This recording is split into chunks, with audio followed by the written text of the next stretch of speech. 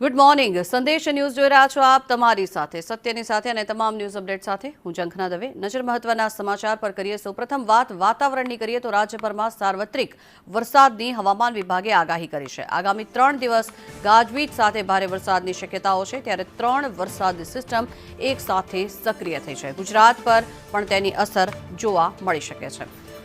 રાજ્યમાં સાર્વત્રિક વરસાદની હવામાન વિભાગ દ્વારા આગાહી કરવામાં આવી છે 3 વરસાદી સિસ્ટમ સક્રિય થઈ છે ગુજરાત પર પણ તેની અસર થશે દરિયાઈ કાંઠે પવનની ગતિ લગભગ 50 થી 60 કિલોમીટર પ્રતિ કલાકની રહી શકે છે જોકે અમદાવાદ ગાંધીનગર અને ખેડામાં પણ વરસાદની આગાહી કરવામાં આવી છે ભરૂચ ડાંગ સુરત અને તાપીમાં પણ વરસાદની શક્યતાઓ છે વલસાડ નવસારી ડાંગ અને દમણમાં પણ વરસાદની હવામાન વિભાગે આગાહી કરી છે ત્યારે દાદરા નગર હવેલીમાં પણ ભારે પવન સાથે વરસાદની હવામાન વિભાગે આગાહી કરી છે પંચમહાલ છોટાઉદેપુરમાં પણ વરસાદની આગાહી ત્યારે દાહોદ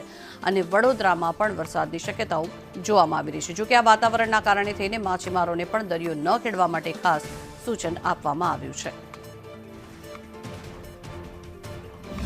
રાજ્યભરમાં 3 દિવસ સાર્વત્રિક વરસાદની આગાહી આપવામાં આવી છે તો મધ્ય ગુજરાતના કેટલાક ભાગોમાં સામાન્યથી મધ્યમ વરસાદ રહેશે તો ક્યાંક વાદળછાયા વાતાવરણ વચ્ચે ઉકળાટમાં લોકોએ પરેશાન થવાનો વારો પણ આવી શકે છે મધ્યપ્રદેશ તરફ સર્જાયેલી વરસાદી સિસ્ટમને કારણે અપર એક સાયક્લોનિક સર્ક્યુલેશન પણ સક્રિય થયું છે જેને લઈને રાજ્યભરમાં વરસાદી માહોલ છે તે યથાવત રહેવાનો છે સાથે 3 દિવસ માટે દક્ષિણ ગુજરાતના ભાગો અને સૌરાષ્ટ્રના ભાગોમાં વરસાદ પડી શકે તેવી શક્યતાઓ છે જેમાં દક્ષિણ ગુજરાતમાં સુરત વલસાડ નવસારી દાદરા નગર હવેલી ભરૂચ સહિતના તમામ જે વિસ્તાર છે ત્યાં આજે અને આવતીકાલે સામાન્યથી મધ્યમ ગાજવીજ સાથે વરસાદની આગાહી આપવામાં આવી છે તો સૌરાષ્ટ્રના ભાગોમાં ભાવનગર